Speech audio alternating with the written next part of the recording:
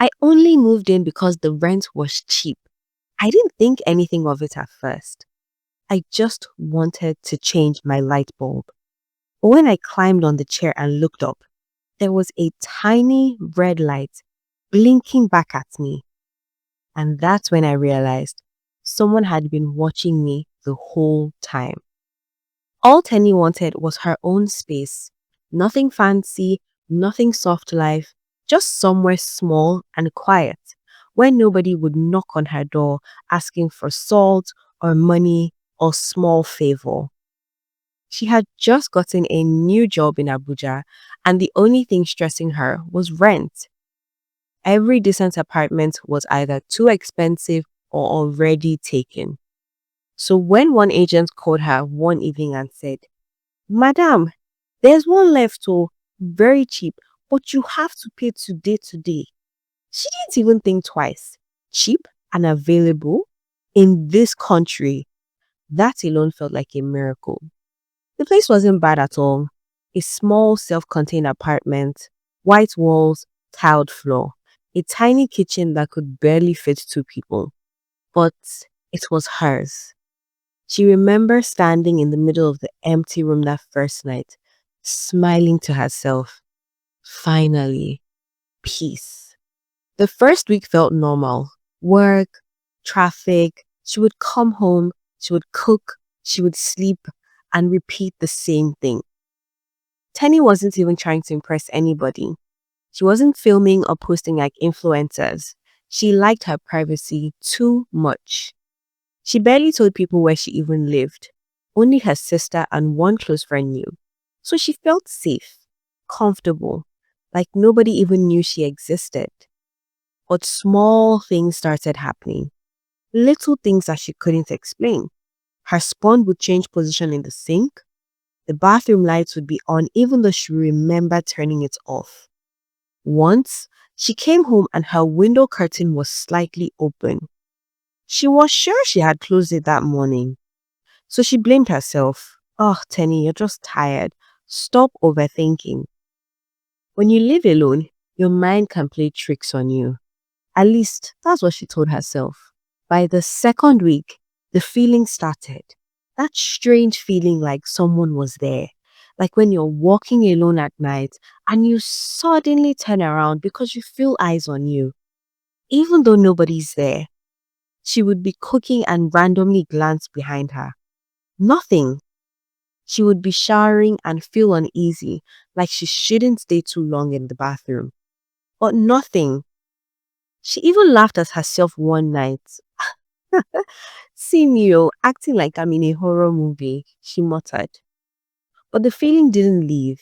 It followed her around the house like a shadow. The day everything changed was so ordinary. That's what made it worse. Her bulb fused. That was it. Nothing dramatic, just darkness. So she dragged a plastic chair. She climbed up and tried to twist the bulb out. As she looked up, she noticed something strange. There was a tiny hole near the ceiling corner.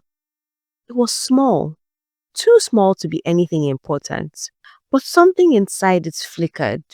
A tiny red light. It was blinking, slowly, steady. At first, she thought it was maybe a wiring problem or maybe one small insect. But the longer she stared, the more it looked like a lens.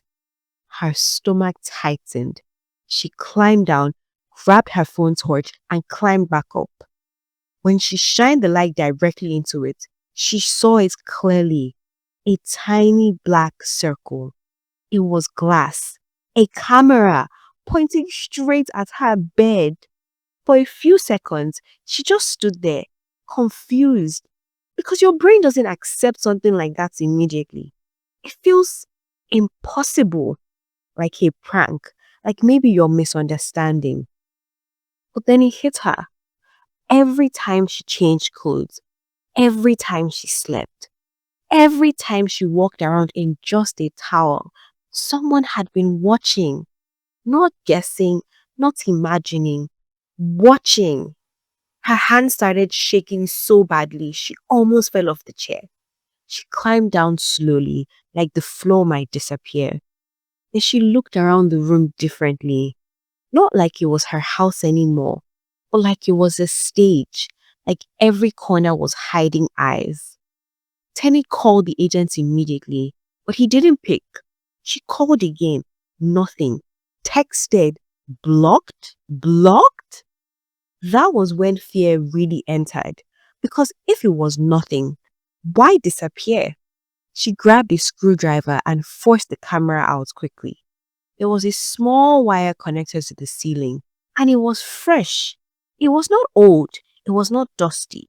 It looked like it was recently installed. That wasn't from years ago. It was new, and it was for her, for this tenant, for this room. She suddenly remembered something. When she moved in, the agent had insisted on fixing the ceiling before giving her the keys. But at the time, she didn't think much of it then. Now, it made sense. Tenny didn't sleep there that night, or ever again. She packed her things in 1 hour and left. She didn't even wait for her caution fee because some money isn't worth it. Till today, she still thinks about it sometimes. How long had it been there? Who was watching? And how many other girls might have rented that same room before her? Because the scariest part wasn't the camera. It was this.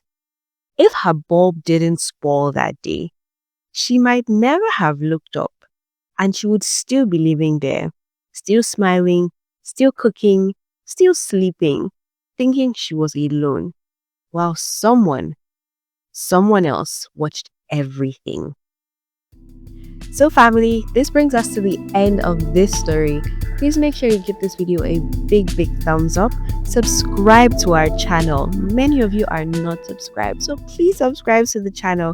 Let us know in the comment section where you're watching this video from. Till I see you in the next one. Bye family!